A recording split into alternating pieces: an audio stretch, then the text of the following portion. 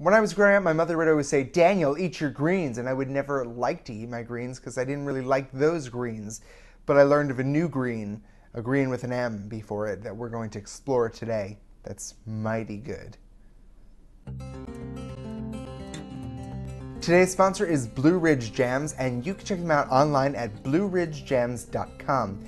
Blue Ridge Jams is a family operation that's been running since 1961, producing a whole array of different types of jams, jellies, and really a whole lot more. I was very impressed to see the amount of jams and jellies they produce. There are easily over 200 different varieties on their website alone. They're all coming from the Blue Ridge Mountains just outside of Asheville, North Carolina, and they're all super tasty. Today we're going to be focusing on their pepper jellies, and we're actually going to incorporate it in the recipe that we'll be producing. Check them out online at blueridgejams.com, and if you use the code WTF10, you're going to get 10% off your purchase. Check them out online at blueridgejams.com. So today we are talking about mustard greens, also known as Chinese mustard or Indian mustard. Basically, it's a plant that you can eat like another type of green, but it's in the same family as mustard. It comes from the Himalayan regions of India, and people have been eating it for a long time. It's estimated that it's about 5,000 years old.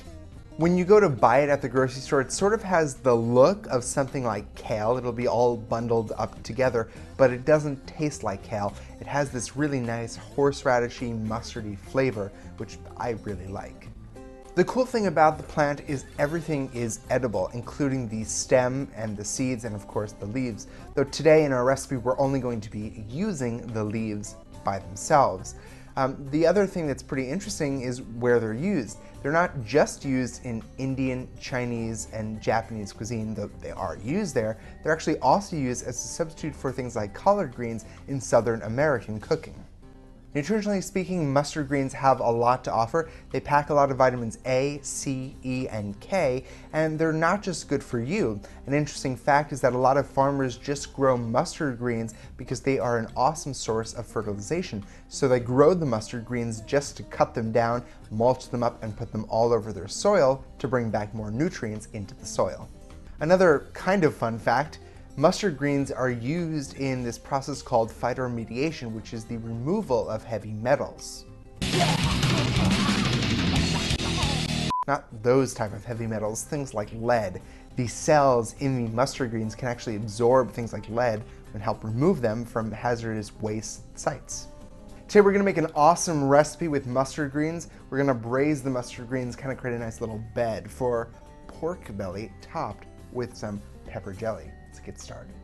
First, remove the skin from your cut of pork belly. Rub the belly with salt, pepper, ground cumin, ground cinnamon, and ground clove. Sear it on all sides in a hot pan, then turn off the heat and add a chopped onion, some white wine, and some chicken stock. Turn the heat back on, bring it to a boil, then stick it into a 350-degree oven. Keep it there for about 3 hours. When you're just about done, remove the stems from your mustard greens and chop them up. In a heavy bottom pan, add some oil, chopped up onions, your mustard greens, and some cumin seeds. Add some salt and pepper, lemon juice, a little bit of beef stock, and some honey. Let this simmer together until the greens are tender. To serve, put your greens on the plate along with your tender, delicious braised pork belly and top it with some pepper jelly. This is a really nice combination because you have the super sweet but also kind of peppery jelly on top that kind of offsets the whole tart, astringent flavor of the mustard greens, and then you have this succulent bit of savoriness that rides in between them. Totally tasty. Try this, you will not be disappointed. Tune in tomorrow for another What's This Food?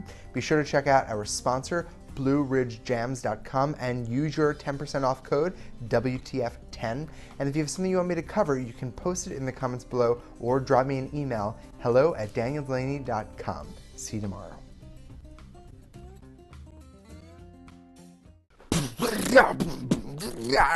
Rock and roll!